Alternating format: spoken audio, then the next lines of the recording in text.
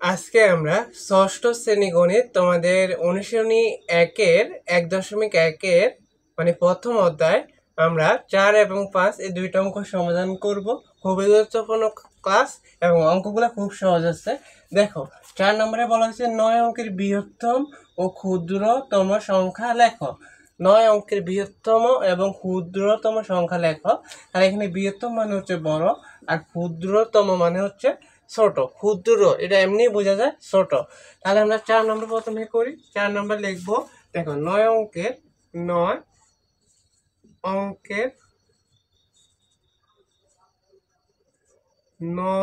অঙ্কের বৃহত্তম সংখ্যা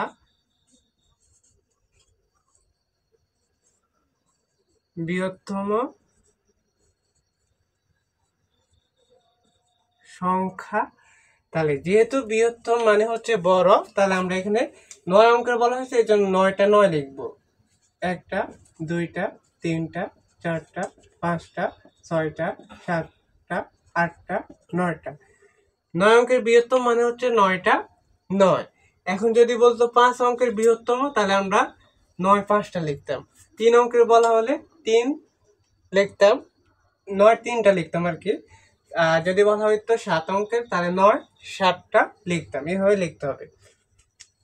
আবার 9 অঙ্কের ক্ষুদ্রতম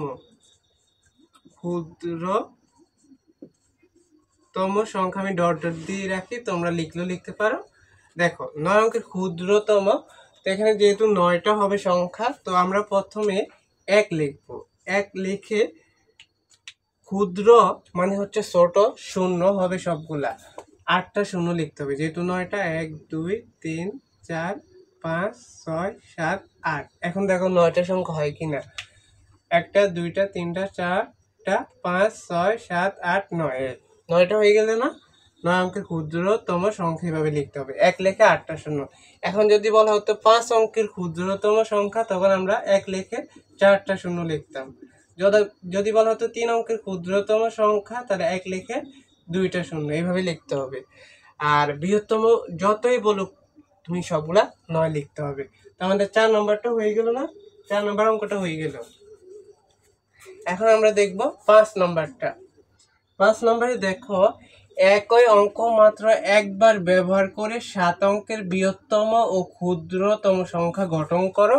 এই যে ক খ এই দুইটা অঙ্ক করতে হবে। বলা হয়েছে একই অঙ্ক মাত্র একবার ব্যবহার করা যাবে, ব্যবহার করে 7 অঙ্কের বৃহত্তম মানে হচ্ছে বড়, একটু আগে আমরা করে এসেছি 4 নম্বরে।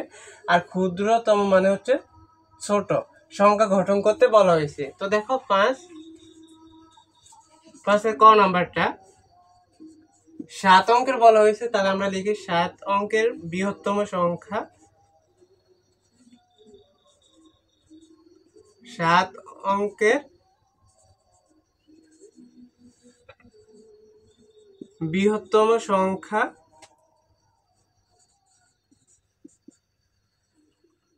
দেখো আমাদের বৃহত্তম মানে হচ্ছে বড়, তাহলে এখানে সবচেয়ে বড় কোনটা? 9। তারপরে হচ্ছে 8, তারপরে হচ্ছে 9 গেল 8 গেল, তারপরে হচ্ছে 5, 5-এর পরে হচ্ছে 4, তারপরে 3 2 1, 3 2 1, বৃহত্তম হয়ে গেল। এখন আমরা 7 অঙ্কের ক্ষুদ্রতম বের করব।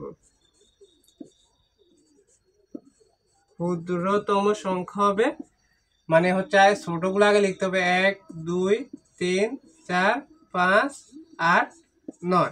আমরা বৃহত্তম লিখলে এখান থেকে আবার শুরু করলে ক্ষুদ্রতম চলে আসবে, বা এখান থেকে আবার 1 2 এভাবে লিখতে পারবে। বৃহত্তম মানে বড়গুলো লিখতে হবে আগে, আর ক্ষুদ্রতম হলে ছোটগুলো আগে লিখতে হবে। তাহলে ক নম্বরটা হয়ে গেছে। এখন আমরা সেম ভাবে একইভাবে খ নম্বরটা করব। খ নম্বরও লিখবো 7 অঙ্কের বৃহত্তম সংখ্যা। 7 অঙ্কের বৃহত্তম সংখ্যা। তাহলে এখানে দেখো বৃহত্তম মানে হচ্ছে বড়, প্রথমে আছে 9, তারপরে 8, তারপরে 7, 6 নেই, 6 নেই, 5 আছে, 5 শূন্যকে লিখতে হবে, তারপরে 4, তারপরে 3, তারপরে 0 আর নাই সংখ্যা, এই 1 2 3 4 5 6 7, তাহলে লাস্টটা হবে 0। আর 7 অঙ্কের ক্ষুদ্রতম